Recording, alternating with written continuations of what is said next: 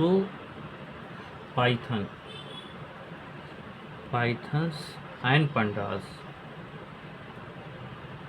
Pandas ये हम देख रहे हैं कि पाइथन पंडास का कहाँ पे यूज है और क्या होता है ना। तो जैसे पंडास आपका ये क्या है, प्रोग्रामिंग है, ठीक है। ये पाइथन आपका क्या है, प्रोग्रामिंग लैंग्वेज है।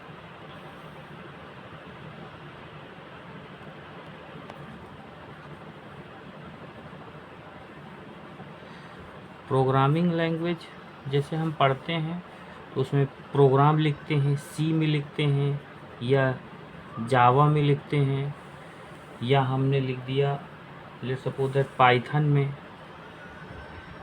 में प्रोग्राम लिख दिया, या हम जावा स्क्रिप्ट में लिख दिए या पीएचपी में लिख दिए। तो अब यहाँ पे देखिए ये आपकी जो होगी वो स्टैटिक होती है। ये क्या है, सी और जावा स्टैटिक होती है, और पाइथन और जावा पीएचपी ये आपका डायनेमिक होती है। अब डायनेमिक और स्टैटिक क्या होती है इसे हमें समझना है।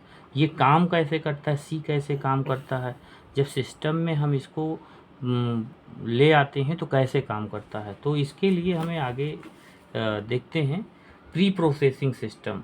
तो अब हमने कोई जैसे कि लेट सपोज ये हमने कोड लिखा include studio dot h main, program हमारा यहाँ से स्टार्ट हो गया है। अब हमने प्रोग्राम को स्टार्ट किया, प्रोग्राम लिखा, रन हुआ, आउटपुट आया। तो ये हमारी जो प्रोग्राम है ये हाई लेवल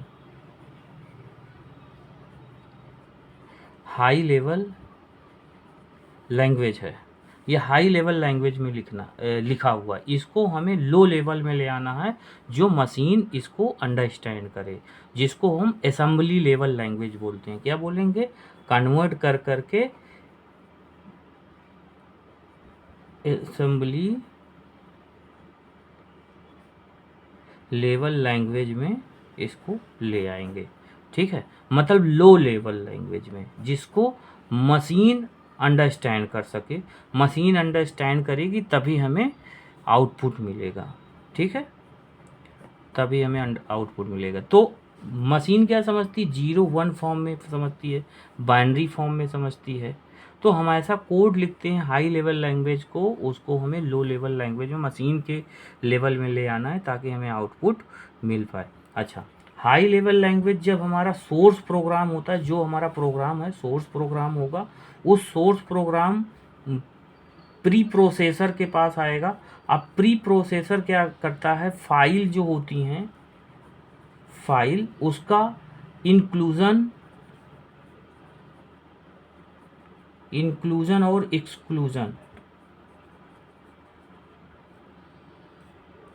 एक्सक्लूजन करेगा। मतलब उसको वो माइक्रो लेवल पे एक्सक्लूज करेगा, इंक्लूड करेगा, ठीक है।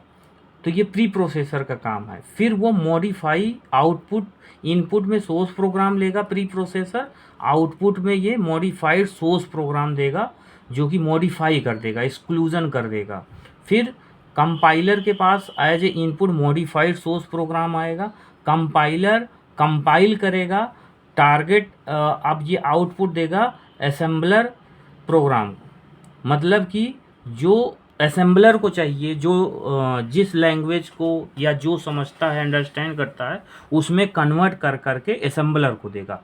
असेंबलर और कंपाइलर के बीच में जो होता है ये कंपाइल टाइम इसको बोलते हैं। क्या बोलते हैं, जो कंपाइलर और असेंबलर के बीच में जो टाइम लगा उसको हम कंपाइल टाइम बोलेंगे, ठीक है। अब असेंबलर क्या करेगा, असेंबलर यहाँ पे रीलोकेटेबल मतलब आउटपुट में वो मशीन कोड में देगा, 0 और 1 फॉर्म में वो आउटपुट में देगा, रीलोकेट कर देगा। असेंबलर आउटपुट देगा किसको, लोडर को।